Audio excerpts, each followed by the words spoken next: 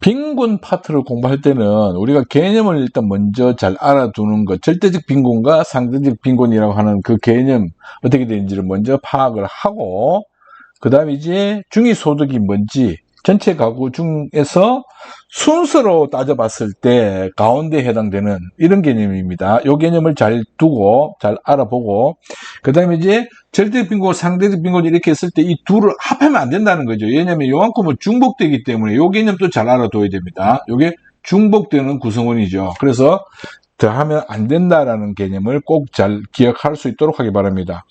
그리고 이제 절대적 빈곤, 상대적 빈곤율을 비교해 봤을 때 중위소득하고 가구의 수하고는 다르다는 거죠. 중위소득 이 경우는 이 아래쪽에 있을 수 있지만 가구의 수는 정중간에 있는 거죠. 그래서 항상 이렇게 그림을 머릿속에 이해할 수 하고 있도록 해야 됩니다. 그 경우 중위소득 50%가 위에 있고 최저생비가 아래에 있으면 이거는 이제 상대적 빈곤율이 더 높다는 얘기입니다. 반면에 이제 최저생계비가 더 위에 있고 중위소득이 아래쪽에 50%가 아래쪽에 있을 수도 있죠. 이 경우는 절대적 빈곤율이 더 높다는 얘기예요. 이런 개념도 같이 이해하고 있는 것이 중요합니다.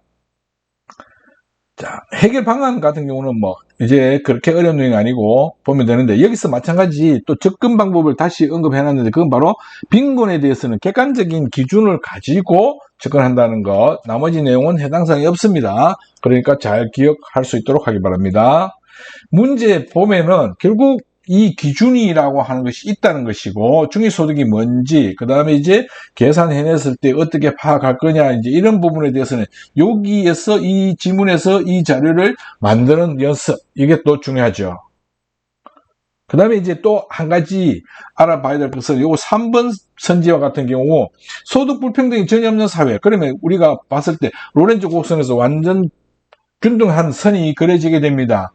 그러면 안 나타나겠네. 천만에입니다. 모든 국민 전체가 절대적 빈곤에 해당될 수 있죠. 그런 경우가 나타날 수 있기 때문에, 이론상으로 나타날 수, 현실에서는 나타나지 않겠지만 이론상으로 나타날 수 있기 때문에 전혀 없는 사회를 단정할 수 없게 된다는 거 꼭 명심해야 됩니다.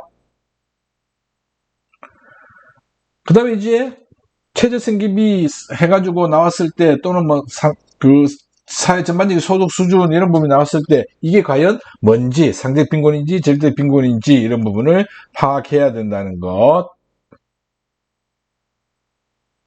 구성원의 소득 수준을 가지고 평가하느냐 이런 거 다 마찬가지로 상대적 박탈을 가면 둘 다 공통적으로 나타나는 공통점이 또 객관화된 기준이라고 그랬죠. 그죠?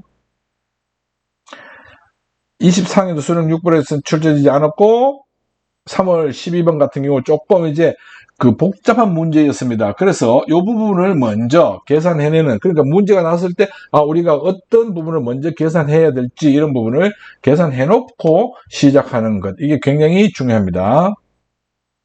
마찬가지로 A가 뭔지 B가 뭔지 그 나머지 내용들은 우리가 해놨던 그 공부 내용을 가지고 그대로 하면 되는 거죠. 그렇죠? 모두 나타나고 시간, 공간에 따라서 다르다라는 것. 상대적 박탈감도 모두 나타나고, 그렇죠? 객관화된 기준을 선정한다는 것. 소득 분포 상태를 고려하는 것은 상대적 빈곤이다라는 거죠. 이런 점을 유의해서 우리가 빈곤에 대해서 공부하면 큰 문제가 없습니다. 수고했습니다.